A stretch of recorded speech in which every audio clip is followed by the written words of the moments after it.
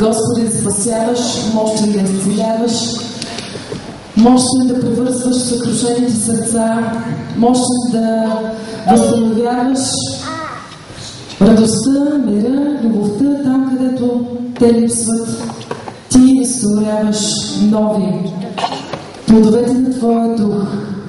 Ние молим тази сутрин да изпълнят всеки един от нас, да изпълнят и тази страна, да изпълнят и този град в този празничен ден, Господи, когато светът се опитва да празнува празника на розата. Ние сме тук да празнуваме Твоето присъствие и празника на розата от Сарон, както е наречен Исус Христос, Господ над господарите, Царят на царете. Издигвайте, Боже, в нашето хваление, защото Ти и само Ти си достоен за нашите хвала.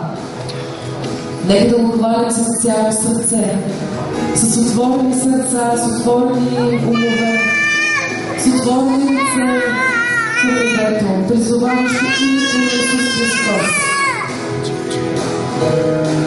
Защото в името на Исус има сила.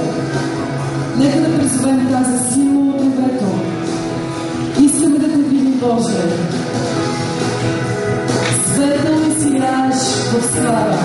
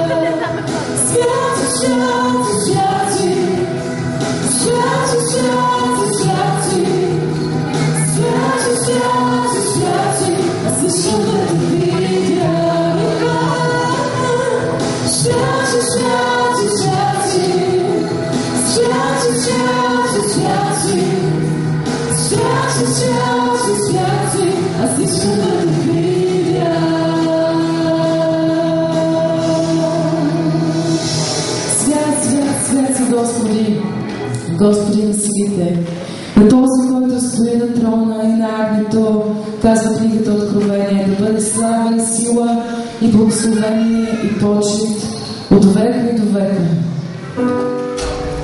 На този, който държи вековете и времето в своите ръце. На величествения Бог да бъде слава и сила от вечни векове до безкрайността на вечността.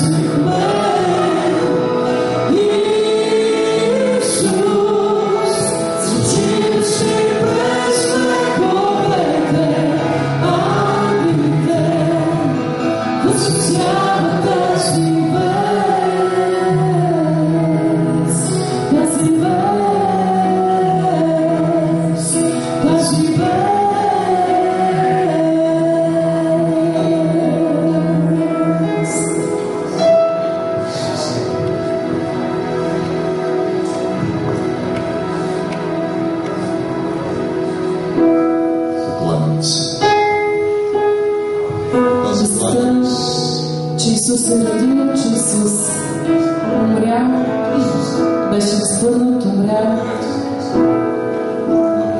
беше придаден в гроба и на третия ден Той е възкръсна.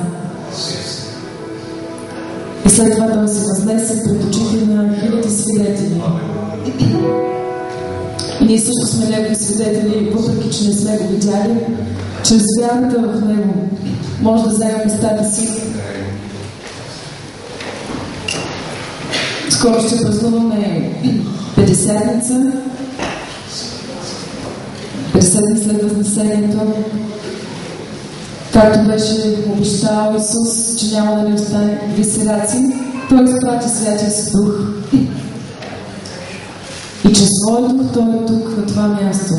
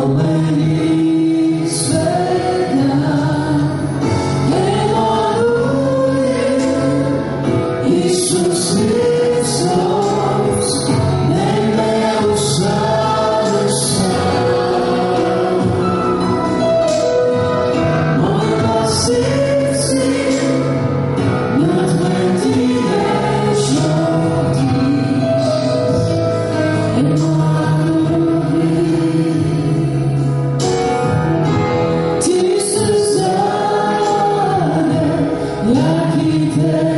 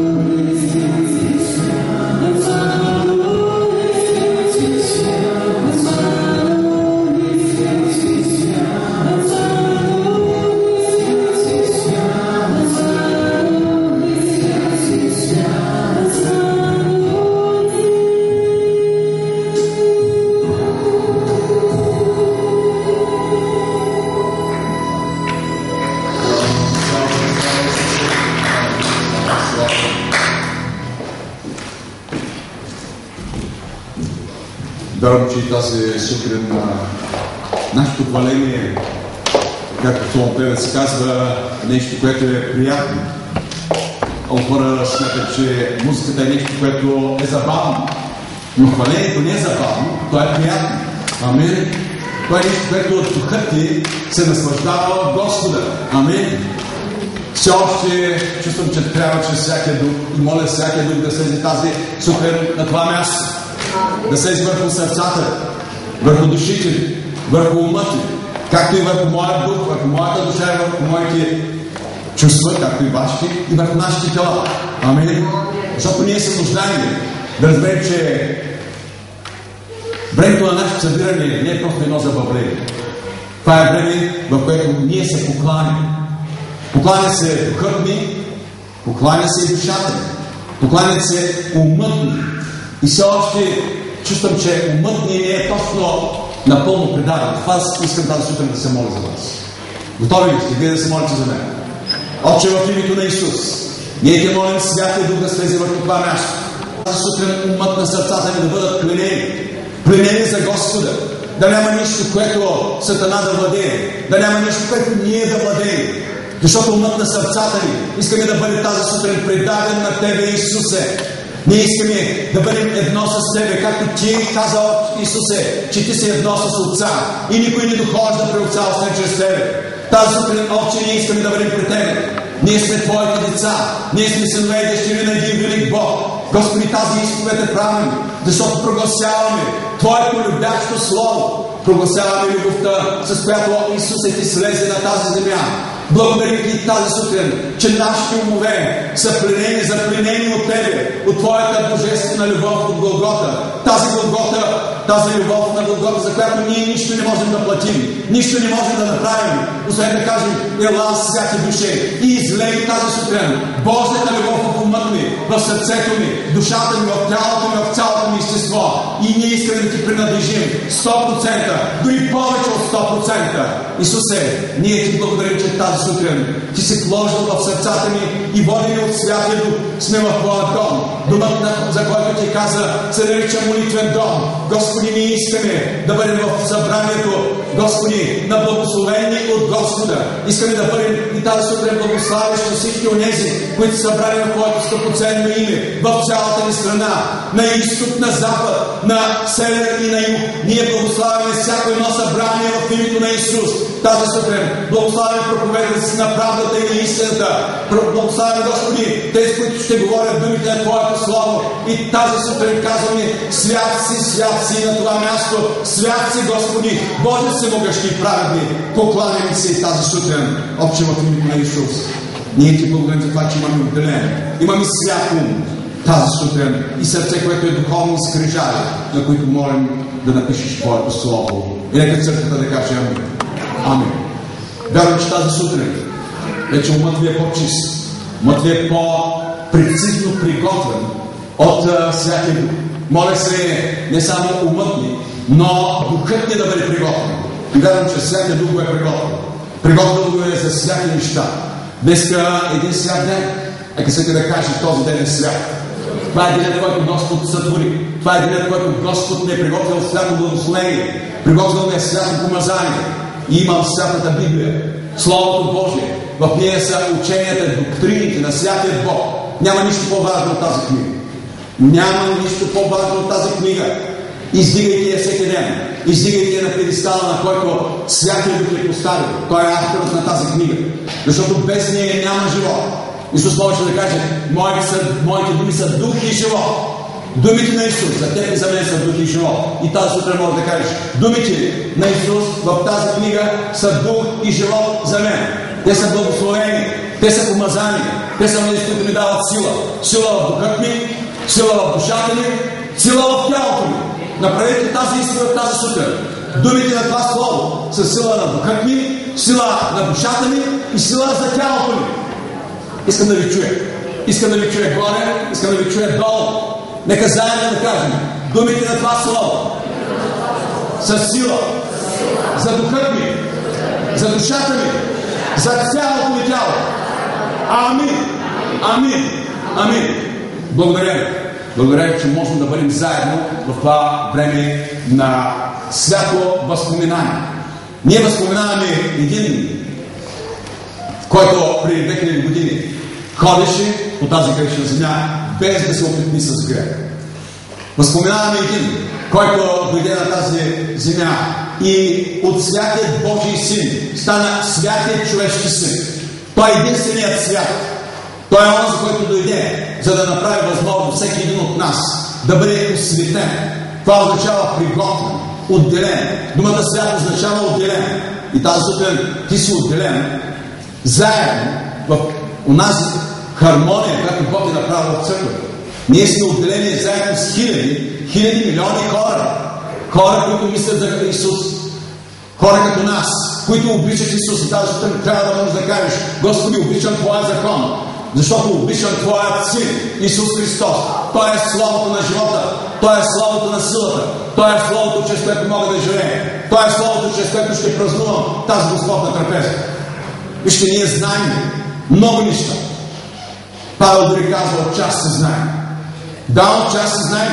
Но има неща, които трябва в процеса на нашето християнско израстване, нашето посвещение. Ние се нуждаем да разберем това слово, което Бог е оставил. То е вечно слово, то е могъщо слово и това е слово, което Святия Дух, който е авторът на това слово, който е авторът на цялата Библия. Вижте, ако Святия Дух не беше личност, той не можеше да бъде автор.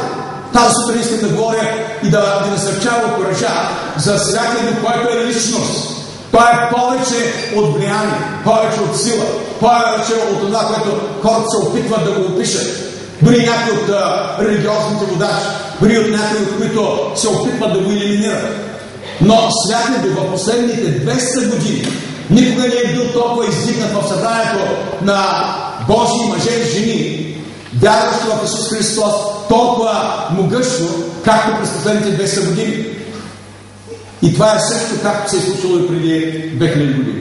Първите 100 години Святия Дух е бил издигнат, защото Исус каза за него. Не е някой друг.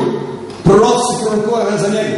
Говореха за това, че той е едно ново време, което Святия Дух ще слезе. Духът на този жив Бог ще слезе между людите. Той няма да обитава тук и там само, но той ще бъде в теб и в мен. Амин. И той тази сутрин иска да завладее цялото ти естество. Иска да бъде в очите ти, иска да бъде в ушите ти, иска да бъде в обонянието ти, иска да бъде в ръцете ти, иска да бъде в нозете ти, иска да бъде в сърцето ти, иска да бъде в цялата ти същност. Това е Святия Дух. Святия Дух, който ще обитава. Обитава означава само присъствие някъде в някаква сграда, в някакъв град, в някаква църква. Той ще обитава вътре в теб. И той обитава вътре в мен. Тази сутрин трябва да имаш тази не на гласа, но увереност, чрез вяра, да приемеш, че Святия Дух иска да те завладее. И може да кажеш: Святия Душе, когато се моля, защото в посланието на Юда се казва: молете се в или в силата на Святия Дух. И трябва да се молим: Святия Душе, завладей ме. Аз не искам да бъда повече същия. Аз не искам да бъда повече същата. Аз искам да бъда променен. Искам да имам ново сърце. Така както древният пророк Езекил пророкува, че Бог ще даде нов дух и ще вложи ново сърце. Аз имам ново сърце. Вие не го виждате. Може да почувствате пулса на моето биологично сърце, но в тази сутрин може да почувствате пулса на моето ново сърце. Чрез това сърце, чрез този пулс, мога да говоря, мога да работя, мога да служа, мога да казвам на хората за Исус Христос. И това се отнася за вас всички. В името на Исус се моля да бъдем в това последно време, когато болести, страдания, вируси, бактерии, всичко наоколо не плаши. Но светът не се плаши. Не се плаши от това, което ни заобикаля, онази невидима сила, която се опитва да поразява умът на хората и дава страх. Страх, несигурност, не могат да се владеят, изгубват контрол, изпадат в депресии, изпадат в кризи.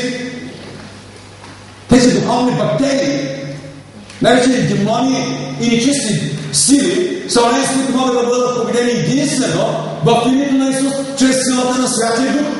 Амин. И се моля тази сутрин Святия Дух да ви даде сила. Тази сила, която е обещана, Исус е обещана своите ученици. Най-добре характеризирана тази личност, а не сила, е тогава, когато Исус говори за нея в Евангелието на Йоанна, 14 глава, когато прочете и 16, вие може да видите това, което Бог е дал да може да бъде като една характеристика за Святия Дух в Новия Завет. Тази сутрин ще говорим Святия Дух в Новия Завет. Вижте, ние можем да споменем много неща, които характеризират Святия Дух. Най-уникалното е, че Той е личност. Той е лично така, както Бог Отец. Някой да е видял Отец. Единствена земята, който е видял Бог Отец, е Исус Христос. Никой, Исус казва, не дохожда и не може да дойде при Отца, освен чрез Него. Защото Исус е видял Отец лице в лице. Тази Божия библейска истина е разкрита на страница на Новия Завет и на цялото Слово. Защото Святия Дух е онзи, на който трябва да отделяме специално внимание. Някои се страхуват, когато отделяме внимание на Святия Дух и се молим в Святия Дух или се молим на нови езици и когато говорим за Святия Дух, че ние едва не изоставяме малко страни Исус. Вижте, Святия Дух, за да можем да прозрем тази личност, е да можем да я разбираме. Той никога няма да се обиди, както Исус няма да се обиди, когато говорите за Святия Дух, така и Святия Дух няма да се обиди, тогава, когато говорите за Исус. Дори тогава, когато го оставите някакси в страни. Но, когато говорим за Святия Дух, има три уникални характеристики, които са свързани с обещанието за този Святи Дух.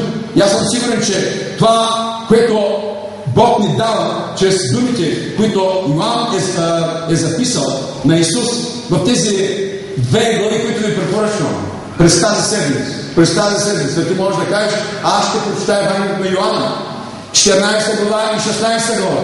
14 глава и 16 глава. Повтарям го, защото ние се нуждаем да разберем това, което днес продължава да се случва в християнския живот. Исус каза, да не се смущава сърцето.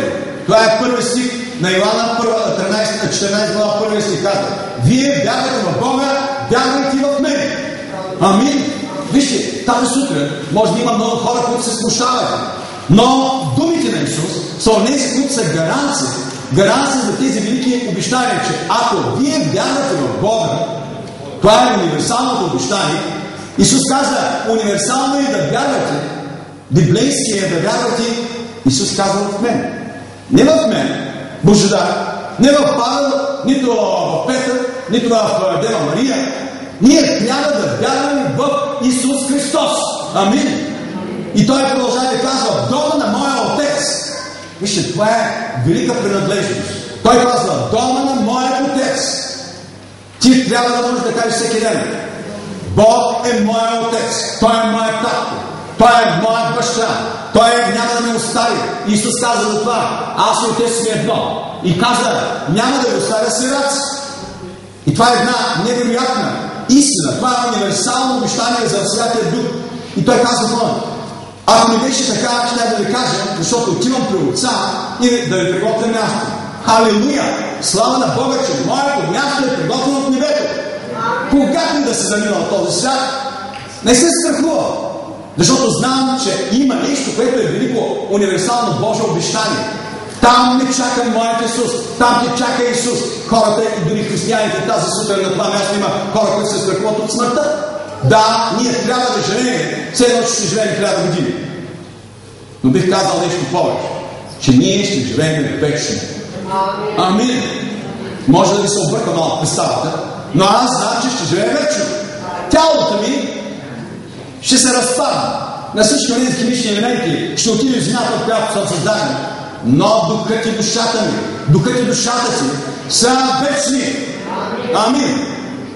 Имаш правото на избор. Бог ти е дал избор. Можеш да избереш да повярваш в Исус Христос. Може да избереш и да не вярваш. Тази сутрин има хиляди хора в този град, в цялата страна, които наричат себе си християни.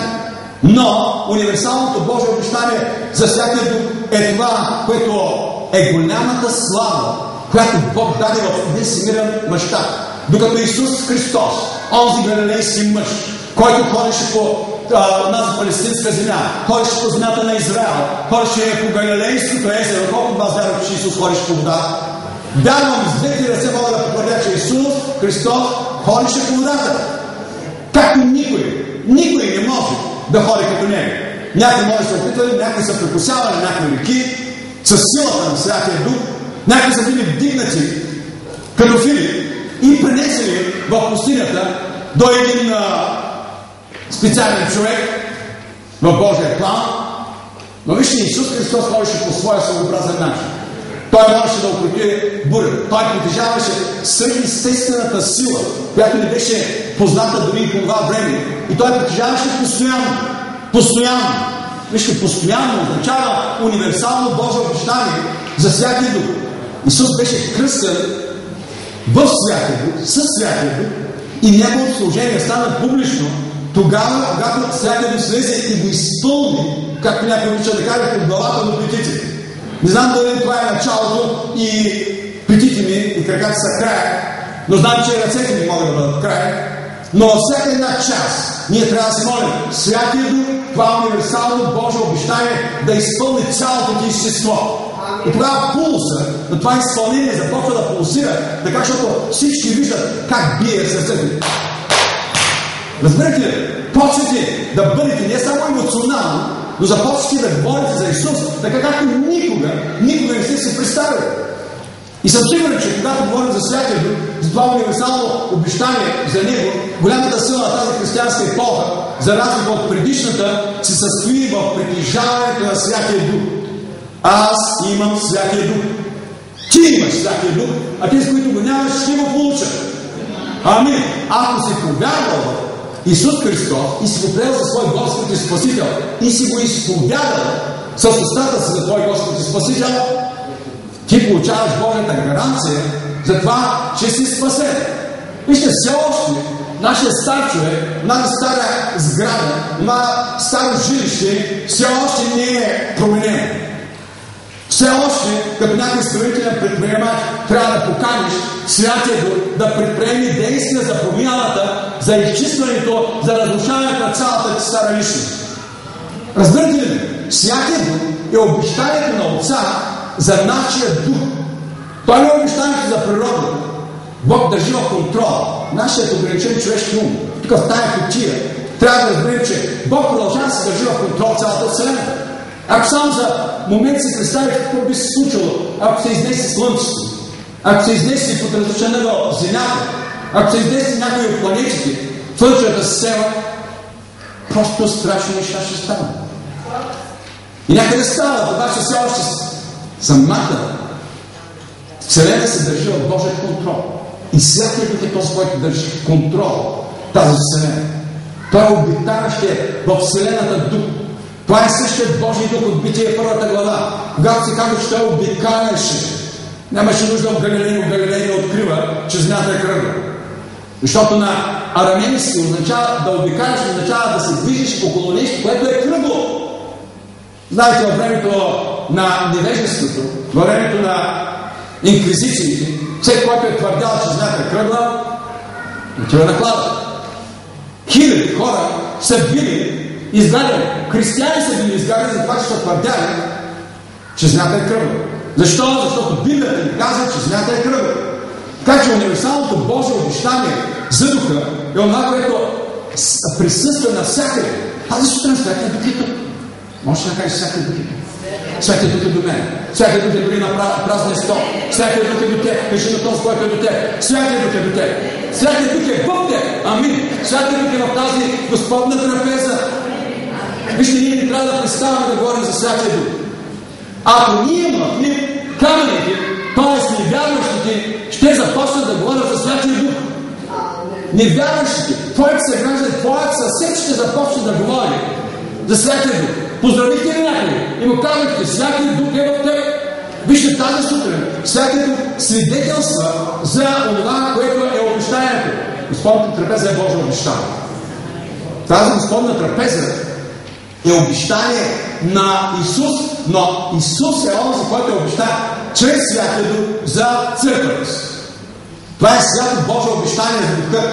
Това е възпоминанието, е именно това. Святът изпълва църквата, този жив храм, тази жива сграда и става нещо ново. Това е да можеш да говориш от новото сърце. Вижте, ние говорим толкова много неща. Хората сега имат нагласа в градът ни фестивали, празници на рози, на вина, ще изпият, ще изкачат хиляди пари за нещо, което няма никаква стойност. Няма нищо лошо в празник. Значи ти и аз трябва да го използваме, да кажем на хората за Исус Христос. Вижте, не Бога Диониси на гръцката митология или някой друг Бог на любовта или на виното, с онези, които християни трябва да се поканят. Приветстваме тази сутрин за благословеното решение. Вие и аз сме святи, защото сме се отделили тази сутрин от всичко това. При да дойде този град, управлението на този град е поставил различни служебни личности, които спират коли, спират да не можеш да отидеш в център от съображение за сигурност и така нататък. И въпреки това, вие и аз сме минали през всички тези неща и сме тук, защото обичаме Исус. Амин. Това е обещаната сила.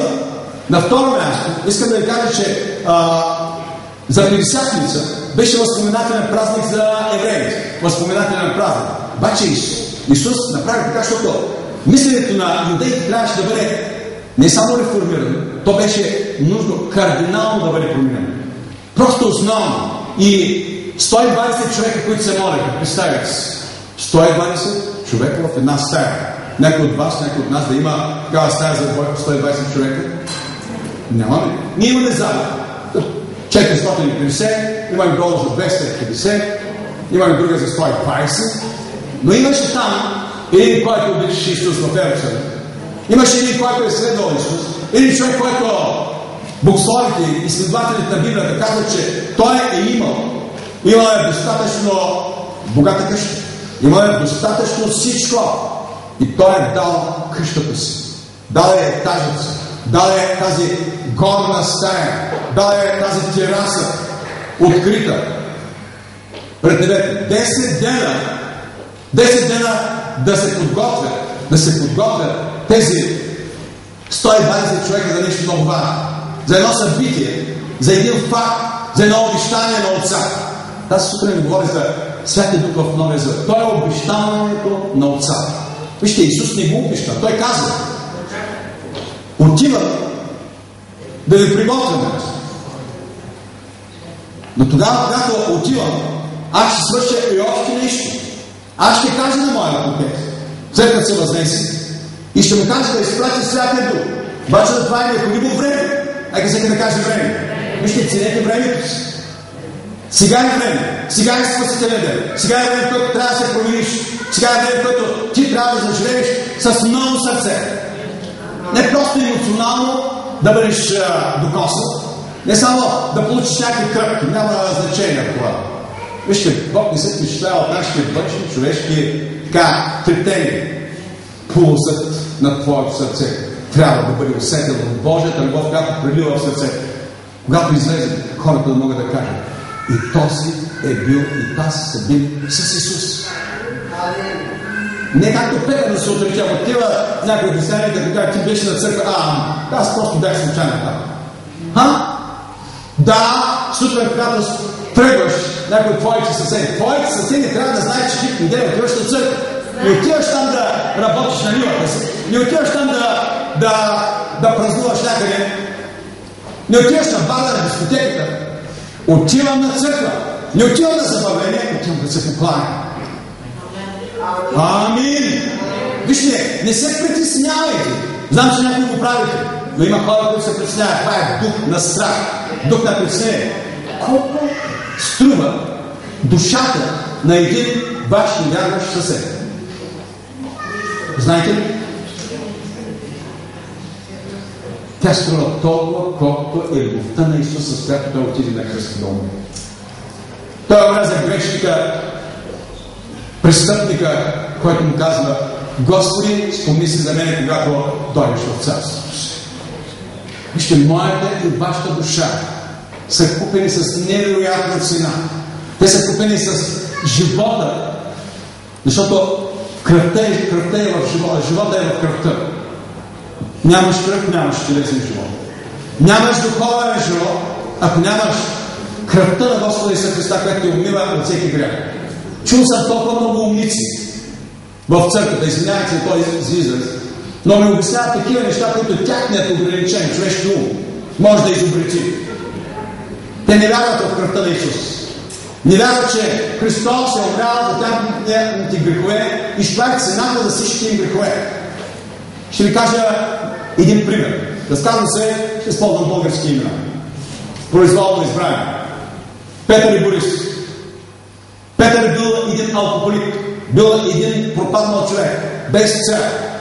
Петър бил човек, който не вярвал в Бога. Но неговият живот бил съсипан. Бил тотално разсипан. Нали знаете какво значи разсипан? Просто живот, който той самият не харесва. Но един ден бил срещнат от един християнин. И той го питал: какво мислиш за християнския живот? Забележете, дори този християнин не питал какво мислиш за Христос. Той го питал: какво мислиш за християнския живот? Петър казал ми: чувал съм за това, че има християни на моята улица, имам един съсед, който също е християнин. Обаче никога не ме е питал какво мисля за християнския живот. Вижте, много важно е не само да говорим за Исус, но какво мисли човека до теб, до вас, за християнския живот. Не е нужно само да кажем, че аз вярвам в Бога. И тогава този човек казал: мисля, че християните трябва да бъдат като Христос. Християнът отново опитал: а ти не би ли искал да имаш християнски живот? Петър му казал: какъв живот да имам? Аз съм алкохолик, аз съм пропаднал човек, никой не ме зачита за нищо, моят живот дори не струва 2 стотинки. Тогава християнин, Хикс, неизвестен, може би това си ти, му казал: искаш ли заедно да се помоля, да се помолим? Аз и ти да се молим. И човек казал ми: като гледам няма друг около мен, за който да се молиш, моли се за мен. Тогава християнин започна да се моля: Отче, моля се за Петър да повярва в Твоят Син Исус Христос. Святи Душе, постави и излей любовта на Отца в неговото сърце. Амин. Кратка молитва. Много е красива, нали? И тогава християнът попитал Петър: Петре, приятели, чувства ли нещо да става в твоето сърце? Казва: не знам какво точно става, обаче чувствам как аз, който никога не съм плакал, сълзите, които се стичали вече по лицето му, напира и не мога да разбера какво става с мен. Християн продължил да се моли, казал: Святи Душе, благодаря ти. Това е молитва на благодарност. Този Петър, с който те се молили там, едно доста не много популярно място, предал живота си на Исус. Да казал: аз искам да бъда като теб. Аз искам да бъда християнин, да имам християнски живот. Аз не искам да бъда повече онзи Петър, от когото хората се срамуват. Аз искам да приема този същия Исус, който ти си го приел. Защото християните им казват: аз съм приел Исус Христос. Аз бях като теб.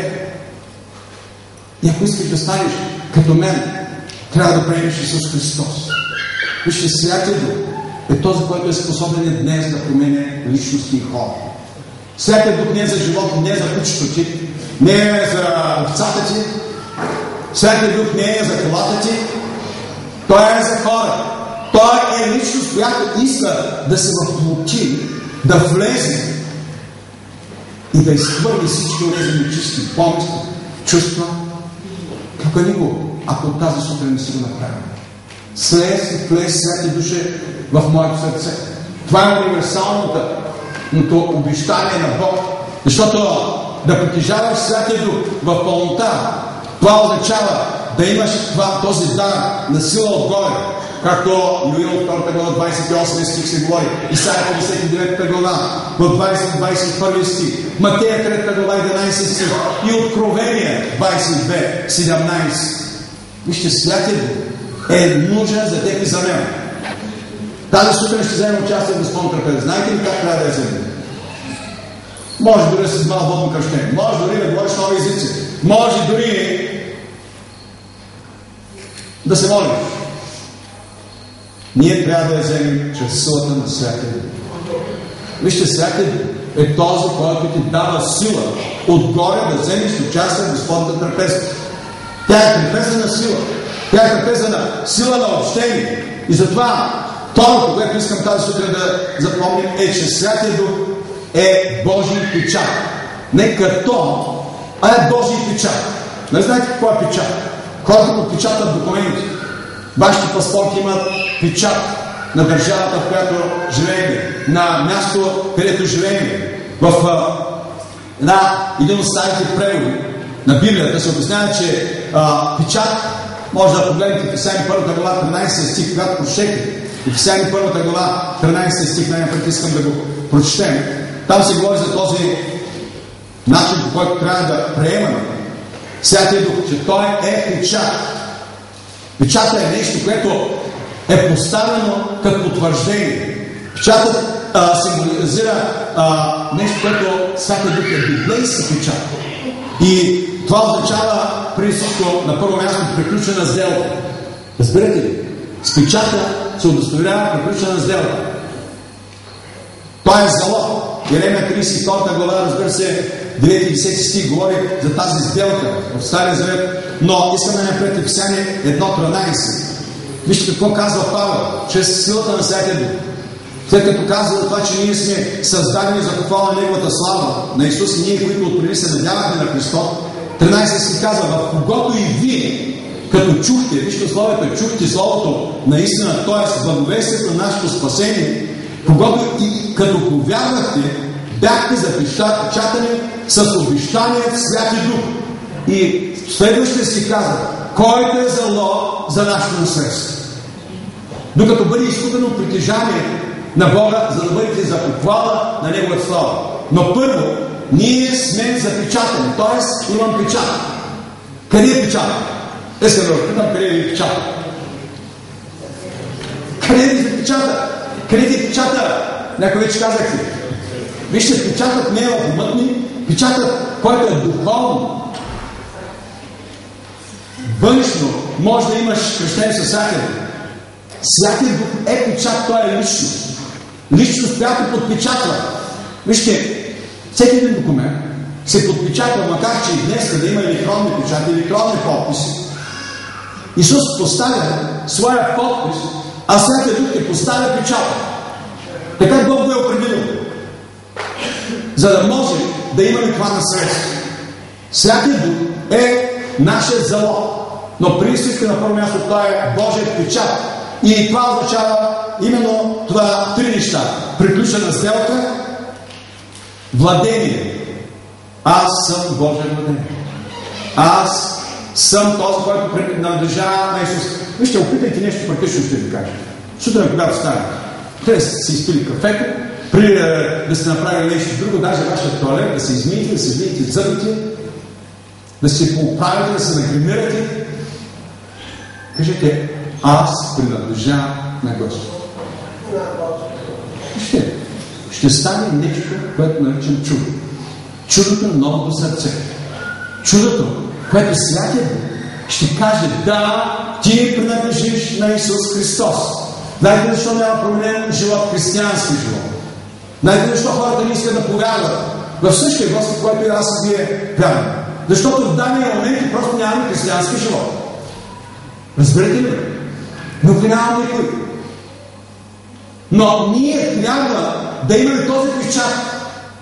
И Отец ни е подпечатал със Святия Дух, а Исус се е подписал.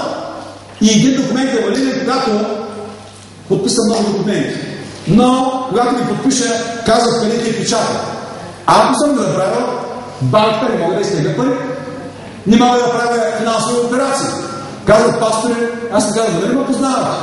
Казват, да познаваме. Обаче искаме да имаш печат. Разберете ли? Иначе сделката не може да бъде валидна. Така че Святия Дух е валидната сделка за вечността. Това трябва да се молим, да бъдем подпечатани със Святия Дух. Трето, освен че това е една приключена сделка и че ние ставаме Божия владение, за владение, Божието владение, Еремия 32 глава, 11-12 стих, може да 2 Тимотея 2:19. Третото е, този печат не дава сигурност. В Божия печат има сигурност. Вижте, аз съм сигурност да спасен. Аз съм спасен. Падам или ставам, Господен съм. Може да кажеш тази сутрин, падам или ставам, Господен съм. Тази седмица съм падал, но стана. Не можех да вървя, но ходя. Амин. Вижте, някой ме гледате и не може да повярваш. Се казват си, пастор, ти говори за неща, които са в областта на моите мечти. Това не е чак толкова реално. Вижте, може да пада, обаче става. Амин. Затова ние имаме сигурност. Сигурността на спасението не е заради това, че ние можем да платим за Божията любов. С нищо не можеш да платиш за Божията любов. Разберете ли? Няма нещо, с което можеш да платиш. Светът не може да плати за Божията любов. Исус плати универсалната цена на твоето спасение. Ние сме спасени чрез вяра в Неговото дело. Вижте, хлябът и виното, те не ни носят спасение. Те само ни напомнят за това, че Исус е поставил своя подпис за нашия небесен грях и Святия Дух е печатът на този небесен грях. Духът е, който даваше. Плътта нищо не ползва. Защото, когато говорим за тази сигурност, може да прочетете. Хора от Стари Завет имаха сигурност. Книгата Изтир 8.8. Данаил 6.17. Данаил имаше сигурност за Бог, в който вярваше. И в Псалми 4.30 ще ви прочитая този стих в Новия Завет. Защото говорим за Святия Дух в Новия Завет.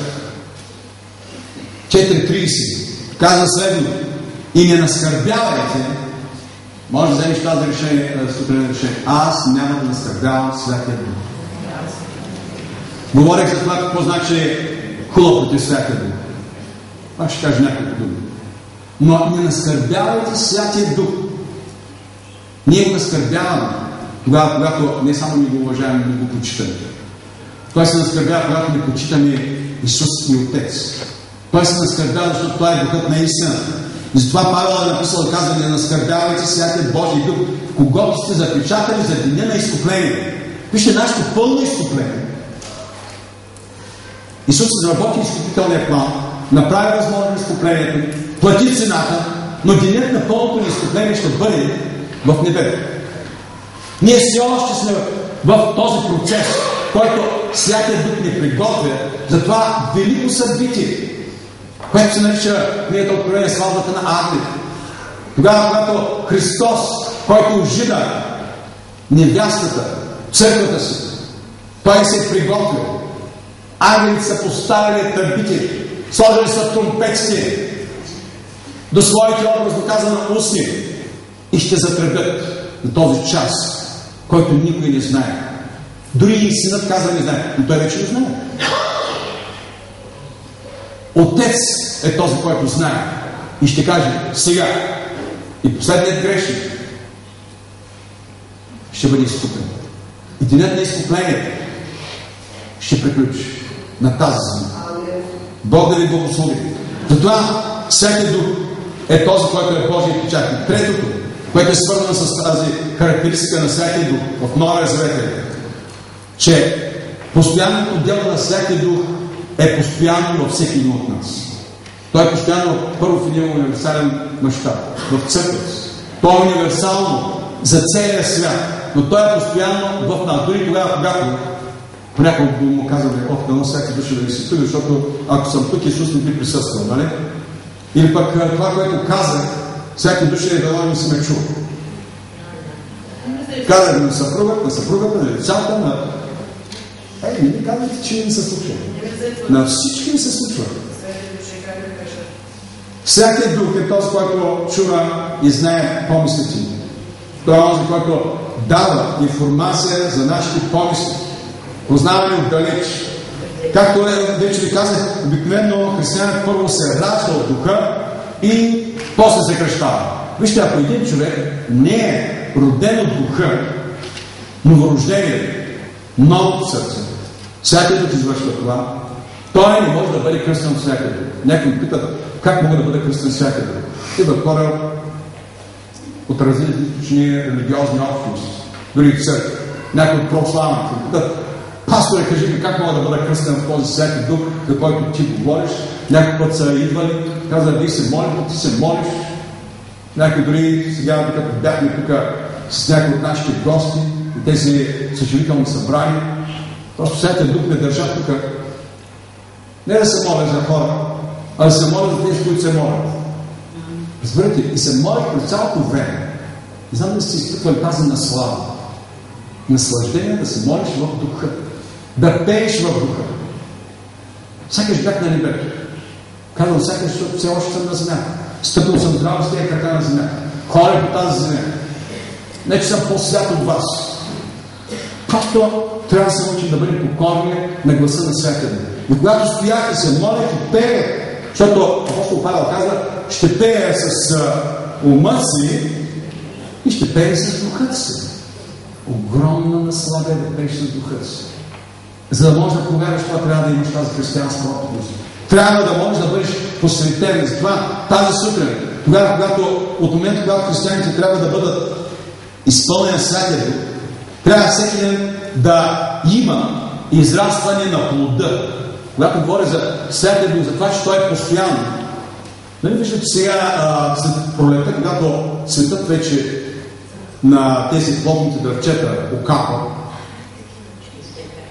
излезе плод. Обаче искате ли да го идете това? Хубавата слива, за да стане слива, голяма жълта, понякога е един от тези малките. Вижте, Бог очаква ние да растем. Не трябва да бъдем само в християнска църква, да се кичим с религиозни етикети. Радвам се за цвета на дървчета. Радвате ли се? Радвам се. Това е просто един добър пример за това как Бог извършва онзи процес, в който ние израстваме. Той иска да види плод. Спомнете си за Исус, на онази смоковница. Не беше време вече да има плод даже. Обаче, все пак Исус очакваше да има плод. Сега, когато гледам нашата смоковница или смокиня, виждам, че окапват много от тези първите плодове на смокиня. Си казвам, Господи, какво искаш да ми кажеш? Това, което чух, просто разплака сърцето ми. Състрадание изпълни и голяма болка за това, което Светът ми казва. Така е с тези, които не дават и не са добър плод. И просто окапват. Християни с етикет, но без сила. Вижте, ако погледнете, смокинята Исус се даваше много пъти за пример. Спомняше притча. Когато се молите, просто всяко едно наоколо, дори растение, ако щете в една мравка, просто съм намирал и си казвам, Господи, радвам се за това, което е Твоето творение. Всяко едно нещо ти си го създал на времето. Създал си го с определена цел. Святия Дух е приготвен да действа постоянно в твоя живот, ако ти го поканиш. Вижте, дори и змията. Знаете ли, че ще е полезен? Страхуваме се. Понякога взимаме сурови мерки, да се, не да ги дисциплинираме, да се отстранят. Но тя е онази, която почиства природата от онези гризачи, от всички други онези гадинки, които просто ако популацията им нарасне, както за змиите. Погледните змиите пък ги почистват таралежите, нали? Погледните пък таралежите, змиите искат по някакъв начин да ги почистят, обаче е трудно, когато имат бодли. Но всяка друг действа в природа и той иска да действа в тебе в мен. Сутрин, когато станеш, казваш, всяка душа, ето ме. действа постоянно в мен. И когато започне да действа, той най-напред ще прослави Исус и ще каже, искам ти езика. Святия Дух тази сутрин ти говори и ти казва, искам ти езика. Искам ти гласните струни, искам устните ти. Искам да ги докосна със свят огън. Свят огън. Кажи, святи души ела със свят огън. И избори както Исаия казва, аз съм човек с нечисти устни. Разбирате ли? Толкова важно е да разберем, че както този Петър, за който ви казах, той повярвал. Бил работник преди това в една фабрика. И продължава да работи, знаете, хората, които са алкохолици. Какво правят? Които състват и накрая ги изхвърлят. Бил му последният работен ден, когато неговият работодател му предупредил, ако продължаваш така, обаче това е бил един от дните, които Петър вече е повярвал в Исус Христос. Една от неговите колежки отишла и казала на един негов колега, я виж Петър. Той е казал Борис. Борис, виж Петър. Има нищо, сякаш станало с този човек. Той не е същия. Не ми мирише на градуси. Няма нищо, което да говори за него, че е онзи Петър, алкохолика. Дори се прави на щастлив. Вижте, когато повярвате в Исус Христос, вашите колеги ще загледат, че най-напред ще кажат, но този човек се прави на щастлив. Радост се. Променен. Не се притеснява. Дори тогава, когато получил това съобщение за своето уволнение. Обаче, точно когато изтичал краят на работния ден, негов работодател дошъл и казал, чуй, давам ти последен шанс и разбрах, че ти е станало нещо с тебе. Не знам къде си ходил, какво си направил, но искам да ти кажа, че давам шанс. Ако тази седмица не отсъстваш тези работни дни, нито веднъж, и си изпълняваш нормата, ти продължаваш. Можеш ли да ми дадеш гаранция? Той казал, давам ти, чете моята християнска дума. Очите на неговия работодател са разширили. Казал, нима това е възможно. Да, аз вече съм християн. Аз съм нов човек. Аз съм човек, който обича Исус. И повече няма да ме видиш. Нито пиян, нито залян, не като прасе да се валя в земята. И този човек се променил. Работодателът. Тази история е достойна да се сценарий на филм. Не филми, които хората се опитват тук да създават, че в България стъклен дом, паразитен дом. Нали ги гледате? Дома не ги гледате. Гледате да серии, трябва да кажа, че прекрати. Не ги искам. Ако това е реалността, за която мечтаят хората и много млади хора искат да влезат в тази реалност, много жалко. Или онези турски филми. Или американските холивудски филми. Вижте, променение човек с новото сърце, живее живот от Исус Христос, чрез Святия Дух. И това е постоянното дело на Святия Дух. Трябва всеки ден делото на вяра със сила да дойде в нашия живот. И затова Ефесяни 5:18 искам да го прочета. 5:18 казва, и не се откривайте с вино. Не знам, доста помислях тази седмица да взема да напиша един афиш. Голям. Може да не слепнат за ум. Да го напиша и да пиша. Не се откривайте с вино, но се изпълвайте с Святия Дух. Нека ще кажа, това нашия пастор нещо му става. И да го сложа там на площада. Да го сложа там, където нали вече си мислите пасторо или се молите за мен. Дано да не го направиш. Ще имаш проблем. Знам дали ще имам проблем. Не се откривайте с вино. Навсякъде, където идвам, гледате надолу вече, погледнете. Вижте, крайно време е християни да бъдем с християнски живот. Кого да изпратят? Мене прати. Младежи. И всяка възраст. Трябва също да кажем мене прати. Той дори и му показва мене прати, нали? Казваше на хората за Исус. Знаете ли, че казва много пъти за Исус? Казва им за църквата. Елате в неделя. Не му вярват много. Той от 3 километра вика, слава на Бога! Слава на Бога! А дори един ден ще забележи, че и той е работил. Има хора, които ми казват вече. Илко ме покани. Вижте, Трябва да имаме променен християнски живот. Отивам в кашона, нали те викат? Ти трябва да станеш Илко с християнски живот. Ще спреш да събираш кашони.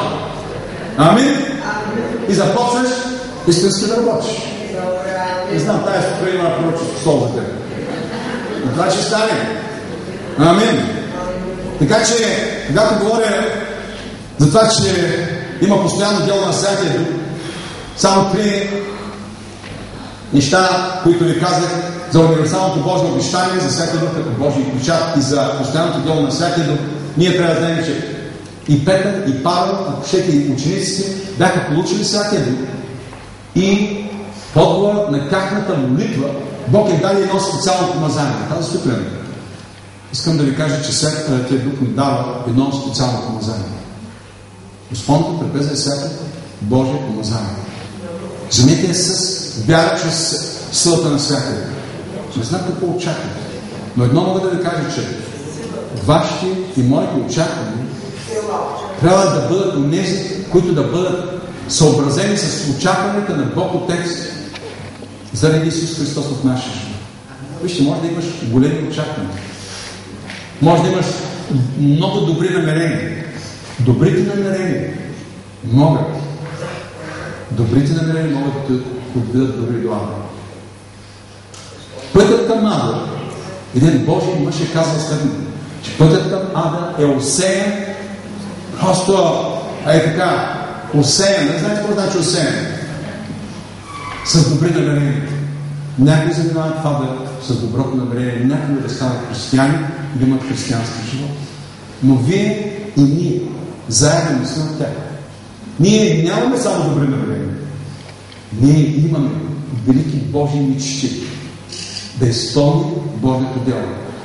Последно време християни, искам да ви кажа, някой тази сутрин може да си направи илюзията, че може да замени поклонението на живия Бог с празници на суетата. Празникът на Рождество го наричам празник на суетата. Крайно може да ви се учи. Това, като Бог е поставил в моето живот. Подарение на суетата. Казах ви в миналата седмица. Отидахме с Франческо, успях да издържа само до стадиона. Там нататък.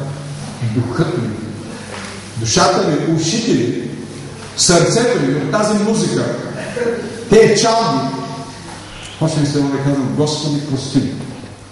Не искам да бъда на този панел.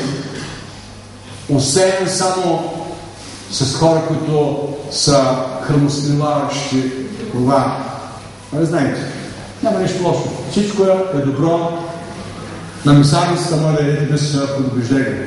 Обаче, те, които много ядаха, някои от тях, за голямо съжаление, сега и краставици не искат да предубеждат. Нали? Но лекция, защото това бедствие приближава към България. Колко е да се опитват да скриват. Вижте, светът е оплашен. Светът е оплашен и се моля всеки да казвам, Господи, ти, който стоиш контрол, святи души, вземи я, може да е смешно. Смачка е тая бактерия. Натисни главата. Това е вирус. Защото няма антибиотик срещу тази бактерия. Не е открито лекарство. Хиляди хора умират. И ние трябва да се молим за Божията защита. Господ да ви благослови. Скоро разговарях така с Нели след нова година. Просто Святия Дух ми даде едно видение за Америка. И казах, че на Америка предстоят трудни години. Тази година е много трудна. Торнадото, всички тези неща, които стават, ще бъдат тяхно ежедневие. Защото направиха най-голямата грешка. Първо, че избраха един нехристиянин, който се заклина библейската книга. Който не е християнин. Това за първи път се случва в живота на Америка. Торнадото, Божите предупреждения ще бъдат още по-големи. И се моля само християните да бъдат запазени, но да разберат белезите на това време. България все още е под Божия протекция. Но ако ние християни не се променим, Бог ще покаже другата страна, казвам, някои от тези, които са отишли на празника на суетата, ще поженат разочарование. Тези, които заменят поклонението на живия Бог, казваме го за цяло определено. Просто го, без да се пресняваме, отговарям пред Бог за тези думи. Ще поженат разочарование и разрушение в живота си. Никога не забравяйте. Защото може да дойдеш в последния момент, само да вземеш телефон пред и пак си същия. Вижте, тази Библия, този закон не трябва да се ограничава нито ден, нито нощ. Не смятайте, че човек, който чете Библията е фанатик, или човек, който се моли много повече от нормалното, е фанатик. Сега ще се Господна кръпеста. Тя не е традиция, тя е помазание от Святия Дух. Нека да имаме този респект. Ще моля да се изправим. Когато се изправим, това е нашия знак за почет. Почитай Господа.